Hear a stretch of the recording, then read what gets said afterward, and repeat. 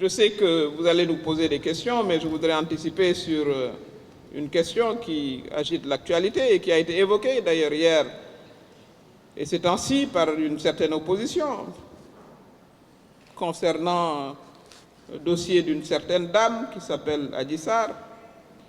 À cette occasion, je voudrais dire que ce n'est pas Benno Bokk Yakaar qui tient le carnet de rendez-vous de Sweet Beauty Salon. Ce n'est pas nous qui donnons les rendez-vous. Ce n'est pas nous. Donc nous n'avons absolument rien à voir avec une affaire qui est strictement privée. Il ne faut pas aussi prendre les Sénégalais pour moins intelligents qu'ils ne sont. Les gens se lèvent, prennent leur rendez-vous dans des salons et ils vont librement. Nous n'avons rien à voir avec là-dessus. Nous ne savons pas d'ailleurs où ça se trouve. Ce n'est pas nous qui donnons les rendez-vous là-bas, ce n'est pas Benno. Donc que la justice vraiment tranche ce dossier qui est d'ordre strictement privé.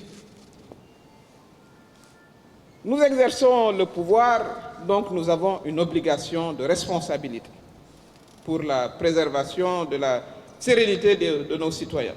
Mais il ne faut pas non plus se méprendre. Il ne faut pas se méprendre. Nous n'avons absolument rien perdu de notre combativité. Rien perdu. Je l'ai dit tout à l'heure, tous ceux qui sont là, à ma table, à ma droite, à ma gauche et derrière, ont connu de longues années d'opposition. Ils savent se battre.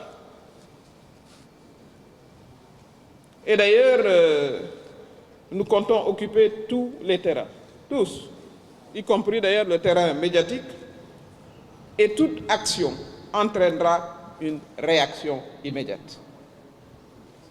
Nous appelons donc nos militants et responsables politiques à mettre le turbo, à mettre le pied sur la pédale, en accélérant, mais évidemment en privilégiant le dialogue, la concertation avec nos compatriotes. Nous sommes au pouvoir, nous avons vocation à assurer la sérénité dans l'espace public, mais nous appelons également nos responsables, nos militants à rester vigilants et fermes face à toute provocation. Voilà, mesdames, messieurs, le message que nous voudrions vous adresser.